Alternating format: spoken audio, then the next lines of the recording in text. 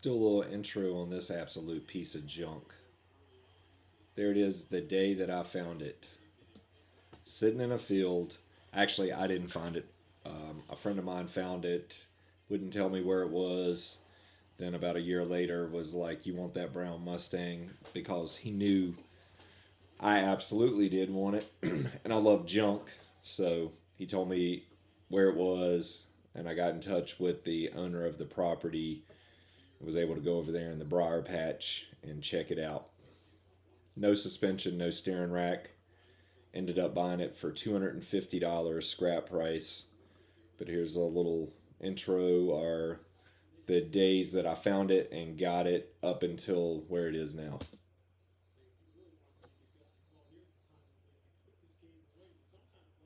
Sold the original engine and transmission out of it for $250, so had no money in it really at that point other than the cost of diesel in my truck to go take my trailer up there and dig it out. You can see the rockers sitting in the dirt. Literally had to dig the car out of the ground, get it up on blocks, check it over to make sure it was even worth saving. Mice living in it, had been living in it for years. From the best that I can tell, had been parked or sitting in a field since about 1999.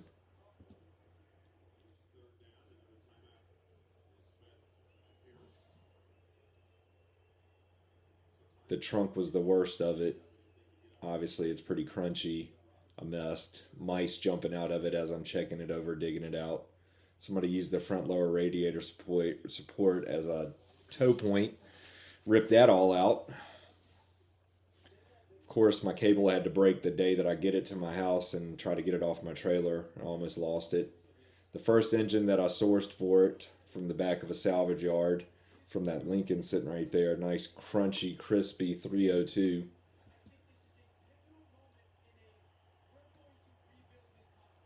One of the T5 Z-Spec transmissions that I built, cleaned this one up, put it in there. Everything for this car is an absolute budget build, or bought on a tight budget. That's one of the goals for the car.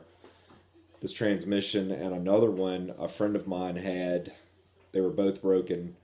I was able to buy both of them from him for pretty cheap deal, and able to clean them up, clean all the parts up, dig through all this stuff, and put together one pretty solid T5 Z-Spec.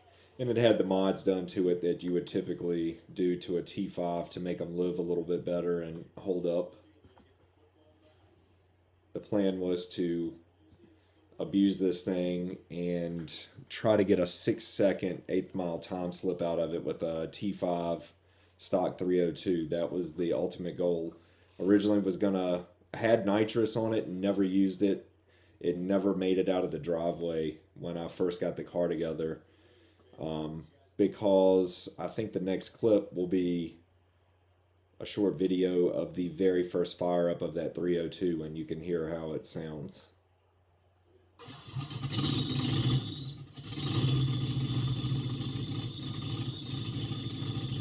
Nice belt squeak. Sounds like it's just running, in pristine condition.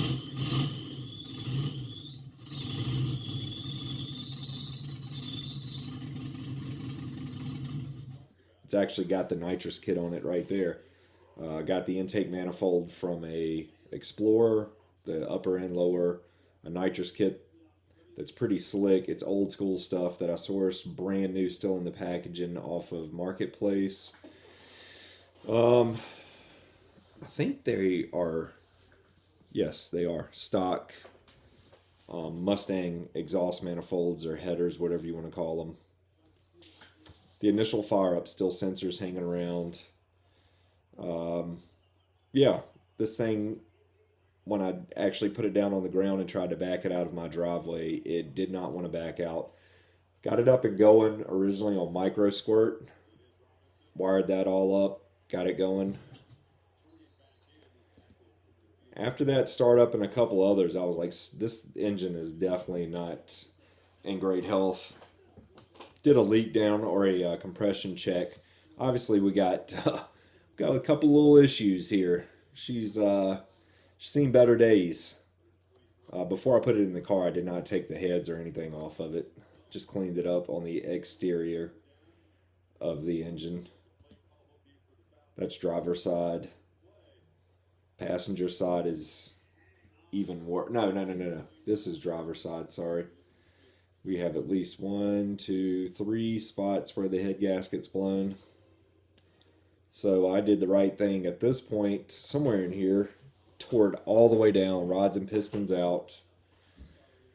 Read up on some tricks some guys used to do with 302s back in the day where you supposedly can actually switch sides for the pistons and rods and essentially put them in the engine backwards, and it'll bump the compression up a little bit on these things. I don't know how well it works, but I've read about it and seen it done in another YouTube video, so I did that. Did put new rod and main bearings in it, cleaned the cylinders up, honed those up.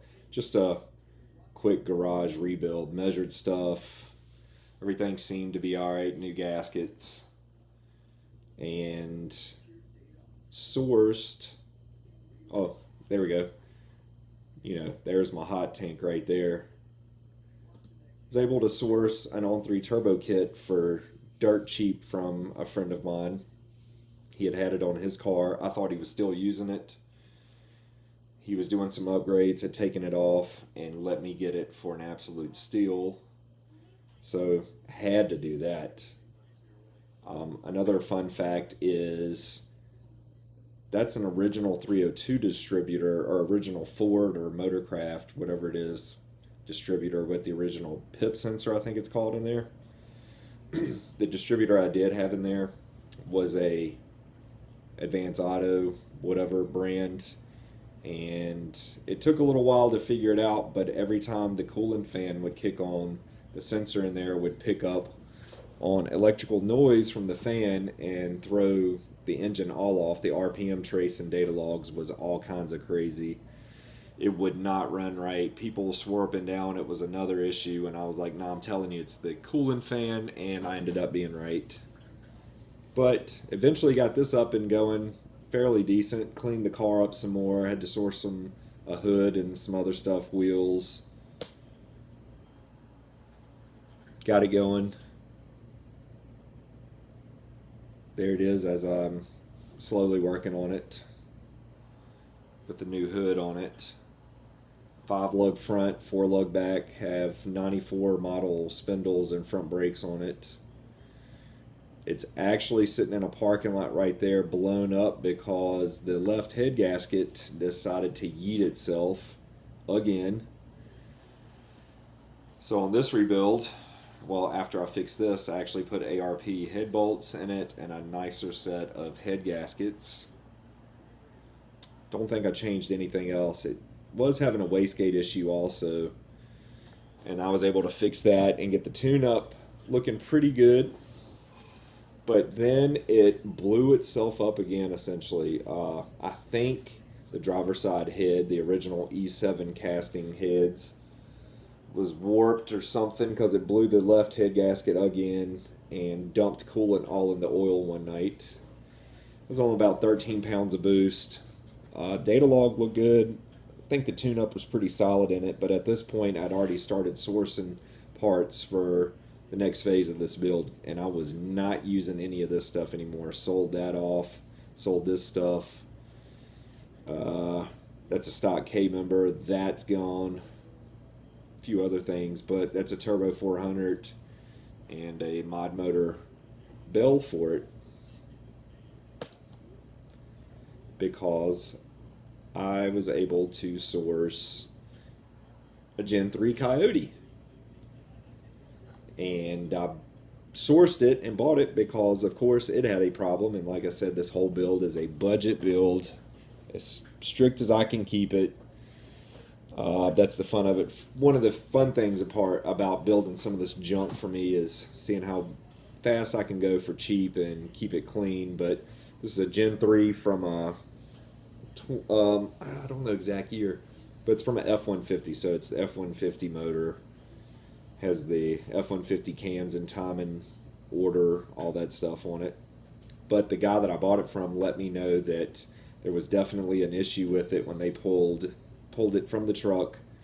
Uh, and from what I could tell, and this is the only reason why I bought a Coyote is because of what I got this engine for. Otherwise, I would not have it because I'm not spending the money people ask for like a good running Coyote motor, especially a Gen 3. But he told me it had an issue, but it was pulled from the truck running. It came with the full wiring harness, alternator, water pump, all that stuff. So I get it. Start digging into it when I can and researching and learning about Coyote motors. But I find what's wrong with it. It had dropped a valve. It spun over fine in his shop before I paid him for it, and it had the manifold on it, so I didn't see any of that. But yeah, valve decided to drop in it, and luckily I guess they caught it not long after it happened because it didn't tear up much stuff. But at this point I was like, man, I've got in over my head with this motor because I assumed all the parts from a dealership or a parts department or whatever would be super expensive for these things. But to come to find out, they're not super bad, and through another group I was able to find a guy that uses Coyote motors in his drift car, and he's got a hookup on, or had a ton of spare parts with low miles, so I was able to source a bunch of parts through him to rebuild this thing. Got a new piston from Ford for it and a new cylinder head from Ford, and still don't have that much in this engine to get it back up and going. Reused the stock head bolts, did it the sloppy mechanics way, like they would do all the LS engines. Also made some changes to the car during this. Sourced a set of wheels that I really liked for it. You can't really tell in here. Made my own subframe connectors. It has a 850 cert cage in it now. Race seat that I got from a friend of mine for free. Well, trade for some work. I did some wiring on his car and he gave me that seat. But yeah, slowly worked on it, got it together. Running on MS3 Gold Box. The way that I did the fuel system for this one was I wanted to leave the stock tank in the back and not put a sump on it. And I drew this up on my computer, had a friend who has access to a guy that can run a water jet machine or whatever it's called. He cut this out. It's roughly 2 gallons. They also cut out this throttle body plate that I made, and I'm actually using a 5.3 liter LS stock throttle body on this Gen 3 Coyote engine. But here I am in the process of wiring everything up and mocking things up, and a friend of mine tigged that all up for me. One of the few things on this car that I didn't do.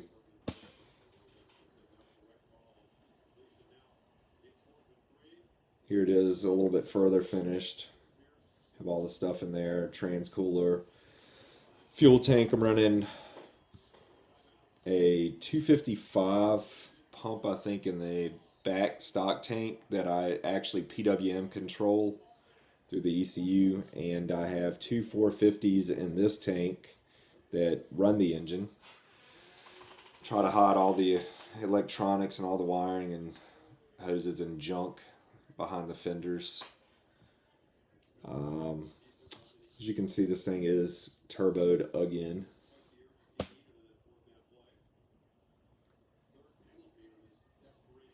Actually, in this version of it, still had this stock fuel rail on it, which I ran into a bunch of issues with that, causing some problems. Ended up changing those out.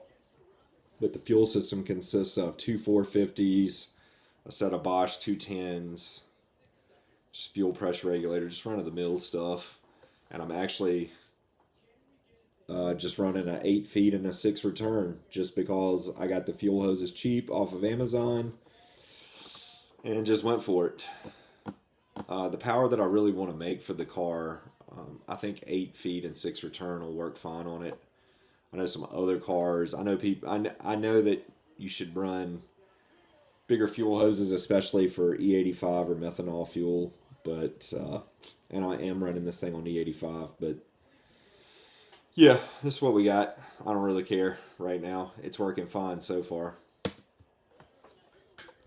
My boy over there, the guy that tigged up my little fuel cell surge tank welded in the cage. Here it is in one of the stages, small 78-75 turbo from that On 3 kit that I ran into issues with because Coyotes like to float the valves on small single turbos, so I learned all about that. Yeah, pretty basic. Keep it ratty but semi-clean. One of the issues I ran into the very first time I drove it out of the driveway or out of my shop with the 400, I was sent the wrong clutches for the rebuild. I didn't catch it right off. It had second gear one time as soon as I left my driveway, and it never had second gear for the next, probably drove it 2 miles through my neighborhood and was like, something's up with it. Yeah, that took a little finding because these clutch discs are just a hair too big and it's really easy to overlook. And after I've finally found it, it took 3 sets of eyes, and I actually help a friend of mine rebuild turbo 400s, but it's just one of those things. Nobody's perfect, easily overlooked, but found it, got a good set of clutches in there, got a good valve body in the transmission. It's a mild built 400, but I've built them before. It's been holding fine for what I'm doing.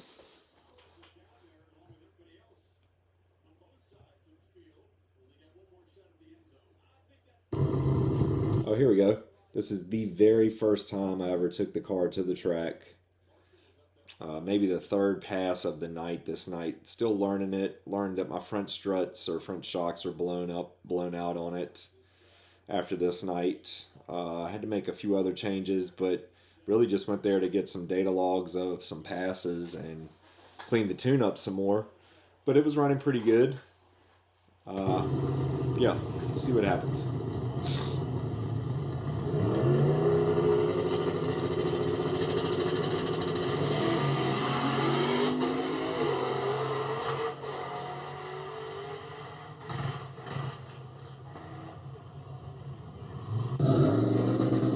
This is from a track that opened back up after about 7 years of being shut down. The track literally had weeds growing out of it. It's super bad shape, but guy came in, opened it back up. This is one of the first days they let people make passes on it, either the first or second time. Completely no prep. Track still covered in dust, rocks, whatever else. Car kind of set up for no prep stuff, had weight in the back, the launch RPMs turned down, not a lot of boost. I think the max I ever ran really on this small 78-75 was like 13 pounds, and on this track maybe even less than that this particular day, because just still learning the car, working through some issues, not really any issues, but just finding, learning more about this piece of junk.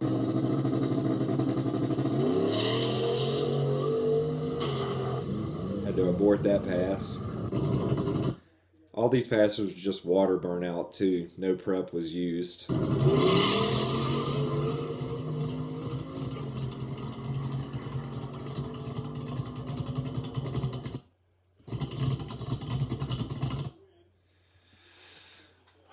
Like I mentioned before, ran into issues with that small 78-75. It was definitely floating the valves. I learned that. I finally got to a point where I was comfortable turning the boost up even more, and I ran into even more issues. So I had to ditch that.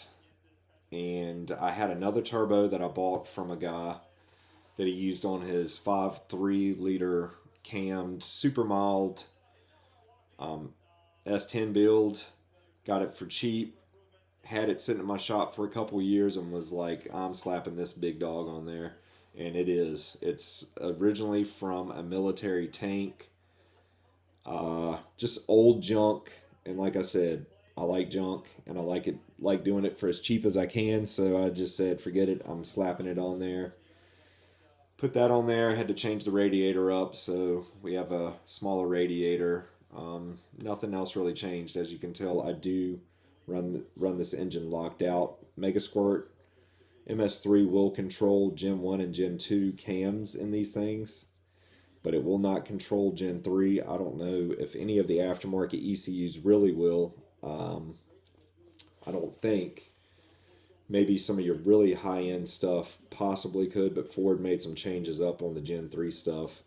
And I don't have the cams locked out exactly in the right place either, but I do have parts to fix all of that and information at this point to do it better. I just don't feel like taking a good running engine out and taking it apart. But yeah, this is the way it currently sits. There's some other changes made to the car too, and the suspension. But I was able to get it to the track with this new turbo on it. Did not float the valve. Still on low boost considering. And I think the next clips are from when I took it to the track at that point.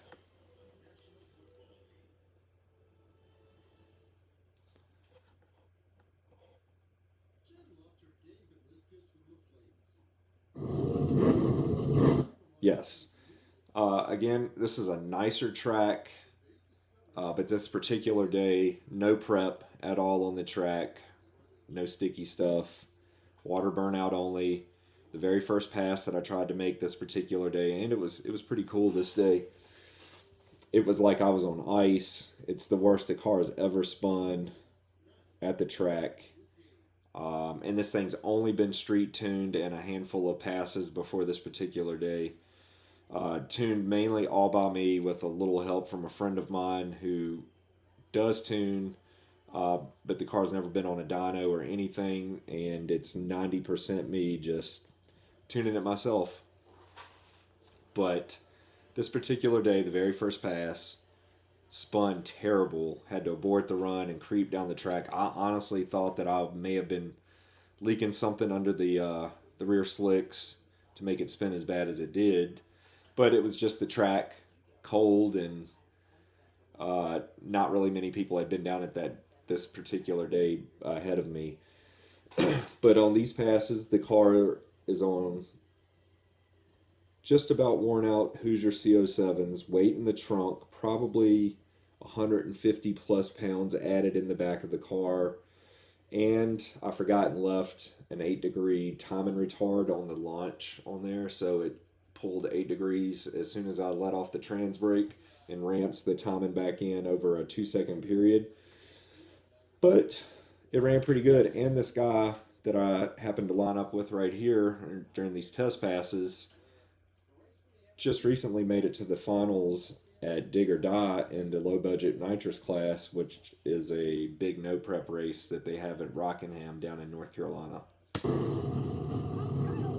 But I can't complain. The car ran fine and got back on the trailer under its own power.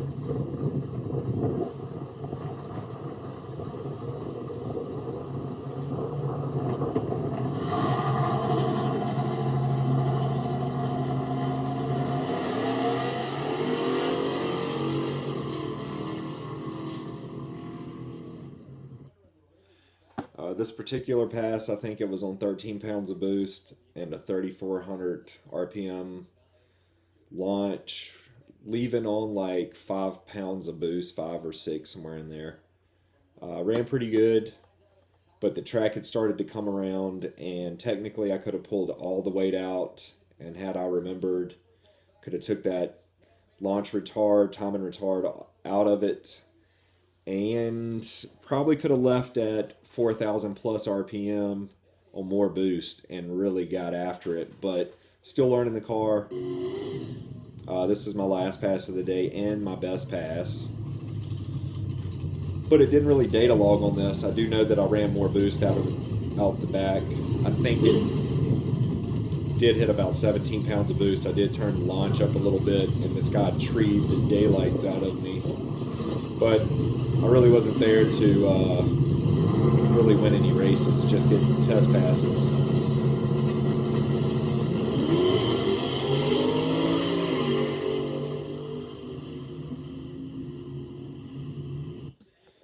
But I was able to clip him too. Um, like I said, it didn't really data log that run, but that was my best pass. I would release times on it, but those two guys in these videos are both like grudge race, no time guys. So out of respect for them, and anybody that may see this video that knows them, I'll kind of not tell the times. But it ran pretty good. The mile an hour was all right for a lower boost. Was going to turn it up and run it some more, or run it, make another pass, but two cars right after me blew up in both lanes, separate passes, and oiled nearly the entire track down. So that, it was getting pretty cold, and it didn't really data log this run, so I didn't really know what was going on with it. I just took it as a sign I need to load it up and take it home. And I'm kind of glad that I did, because I found another issue once I got it home that I will share in a later video, but I just wanted to kind of give a little introduction to the car that started off being named Pigpen, but then it got cut short to Piggy. Super budget build, 79. Actually, it's an 80 model. I call it a 79 because it was made January of 80, so everything on it was 79 except for the door handles, I think. Anyways, long story short, that's just a little introduction to my piece of junk that I've been working on.